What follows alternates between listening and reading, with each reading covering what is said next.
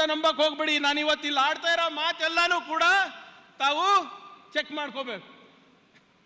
ಇವತ್ತು national E governance plan ಅಂತ ಹೇಳ್ತಾರೆ, ನಾವು ಅವಾಗ ಕರೆದಿದ್ವಿ. ಇವಾಗ ಏನಂತಾರೆ, ಡಿಜಿಟಲ್ ಇಂಡಿಯಾ ಅಂತಾರೆ. ನಾವು ಮಾಡಿದಾಗ, ಕಾಂಗ್ರೆಸ್ ಪಾರ್ಟಿ ಮಾಡಿದಾಗ ಆಮ್ ಆದ್ಮಿ ಭೀಮಾ ಯೋಜನೆ ಅಂತ ನಾವು ಇಟ್ಟಿದ್ವಿ. ಇವಾಗ ಏನಂತಾರೆ, ಅಟಲ್ ಪೆನ್ಷನ್ ಯೋಜನಾ ಅಂತಾರೆ. ನಾವು ರಾಜೀವ್ ಗಾಂಧಿ ಶಿಲ್ಪಿ ಸ್ವಾಸ್ಥ್ಯ ಭೀಮಾ ಯೋಜನಾ ಮಾಡಿದ್ವಿ, ಇವಾಗ ಅದಕ್ಕೆ ಪ್ರಧಾನ ಮಂತ್ರಿ ಸುರಕ್ಷಾ ಭೀಮಾ ಯೋಜನಾ ಅಂತಾರೆ. ನಾವು ರಾಷ್ಟ್ರೀಯ ಸ್ವಾಸ್ಥ್ಯ ಭೀಮಾ ಯೋಜನಾ ಮಾಡಿದ್ವಿ, ಈಗ ಪ್ರಧಾನ ಮಂತ್ರಿ ಜೀವನ್ ಜ್ಯೋತಿ ಭೀಮಾ ಯೋಜನೆ ಮಾಡಿದ್ದಾರೆ. ನಾವು ನಿರ್ಮಲ್ ಭಾರತ್ ಅಭಿಯಾನ ಮಾಡಿದ್ವಿ, ಇಲ್ಲೇ ನಮ್ಮ HK ಪಾಟೀಲ್ ಸಾಹೇಬರು ಹಿಂದಿನ ಸರ್ಕಾರದಲ್ಲಿ ಗ್ರಾಮೀಣಾಭಿವೃದ್ಧಿ ಸಚಿವರಿದ್ದಾಗ ನಿರ್ಮಲ್ ಭಾರತ್ ಅಭಿಯಾನ ಅವರು ಮಾಡಿದ್ರು, ಇವಾಗ ಅದು ಸ್ವಚ್ಛ ಭಾರತ್ ಅಭಿಯಾನ ಆಗಿದೆ. Jawaharlal Nehru urban renewal mission ಇತ್ತು, ಇವಾಗ ಅದು ಅಟಲ್ ಮಿಷನ್ ರಿಜ್ಯುವಿನೇಷನ್ ಪ್ರೋಗ್ರಾಮ್ ಆಗಿಬಿಟ್ಟಿದೆ. ಇವತ್ತು ರಾಜೀವ್ ಗಾಂಧಿ ಗ್ರಾಮೀಣ ವಿದ್ಯುತ್ಕರಣಿ ಯೋಜನೆ ಇತ್ತು, ಇವಾಗ ಅದು ದೀನ್ ದಯಾಳ್ ಉಪಾಧ್ಯಾಯ ಗ್ರಾಮ್ ಜ್ಯೋತಿ ಯೋಜನಾ ಆಗಿದೆ. Accelerated irrigation benefits programme AIBP ಅಂತ ಇತ್ತು, ಇವಾಗ ಅದು ಪ್ರಧಾನ ಮಂತ್ರಿ ಕೃಷಿ ಸಿಂಚಾಯಿ ಯೋಜನಾ ಆಗಿದೆ.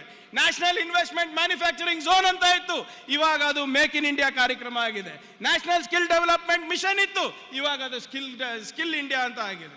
ಮೋದಿ ಸರ್ಕಾರ ಯಾವುದು ಹೊಸದು ಮಾಡಿಲ್ಲ, ಇವೆಲ್ಲನೂ ಕೂಡ ಕಾಂಗ್ರೆಸ್ಸಿನ ಕೊಡುಗೆ. ಅದು ನಮ್ಮ ಯುವಕರಿಗೆ ಗೊತ್ತಿಲ್ಲ. ಯಾವುದೋ ಹೊಸ ಹೆಸರು ಬಂದ ತಕ್ಷಣ skill India, digital India, make in India ಅಂತ ಬಂದ ತಕ್ಷಣ ಇದು ಹೊಸದು ಅಂದ್ಕೊಂಡಿದ್ದಾರೆ. ಯಾಕಂದರೆ ಎಲ್ಲಾದರೂ ಚೆಕ್ ಮಾಡ್ಕೊಳ್ಳಿ. ಈಗ ಏನಾಗ್ಬಿಟ್ಟಿದೆ ಅಂದರೆ, ಕೇಂದ್ರ ಸರ್ಕಾರದವರು ಹೆಂಗೆ ಬಿಂಬಿಸ್ತಾರೆ ಅಂದರೆ, 2014ಕ್ಕಿಂತ ಮುಂಚೆ ನಾವೆಲ್ಲ ಅಡವಿನಲ್ಲಿದ್ದಿದ್ವಿ, ಗುಹೆನಲ್ಲಿದ್ದಿದ್ವಿ. ನಮಗೆ ಭಾಷೆ ಇರಲಿಲ್ಲ, ಬಟ್ಟೆ ಇರಲಿಲ್ಲ, ಕುಡಿಯೋಕೆ ನೀರು ಇರಲಿಲ್ಲ, ನಮಗೆ ವಿದ್ಯುತ್ ಇರಲಿಲ್ಲ, ಓಡಾಡೋಕ್ಕೆ ರಸ್ತೆ ಇರಲಿಲ್ಲ ಅಂದಂಗೆ ಬಿಂಬಿಸ್ತಾರೆ. ಇವತ್ತು ನೀವೇ ಯೋಚನೆ ಮಾಡಿ, ಕಳೆದ 11 ವರ್ಷದಲ್ಲಿ, ಕಳೆದ 10-12 ವರ್ಷದಲ್ಲಿ ಎಷ್ಟು ಒಳ್ಳೊಳ್ಳೆ ಸ್ಲೋಗನ್ಗಳು ಕೊಟ್ಟಿದ್ದಾರೆ. ಮೋದಿಯವರು ಏನಾದರೂ ಕೊಟ್ಟಿದ್ರೆ ನಮ್ಮ ದೇಶಕ್ಕೆ ಅದು ಒಳ್ಳೆ ಘೋಷಣೆಗಳು, ಸ್ಲೋಗನ್ಗಳು. ಅಚ್ಚೇ ದಿನ್ ನೆನಪಿದ್ಯಾ? ಅಚ್ಚೇ ದಿನ್ ಯಾರಿಗಾನ ಬಂದಿದ್ಯಾ? ಜೋರಾಗಿ ಹೇಳಿ, ಬಂದಿದ್ಯಾ?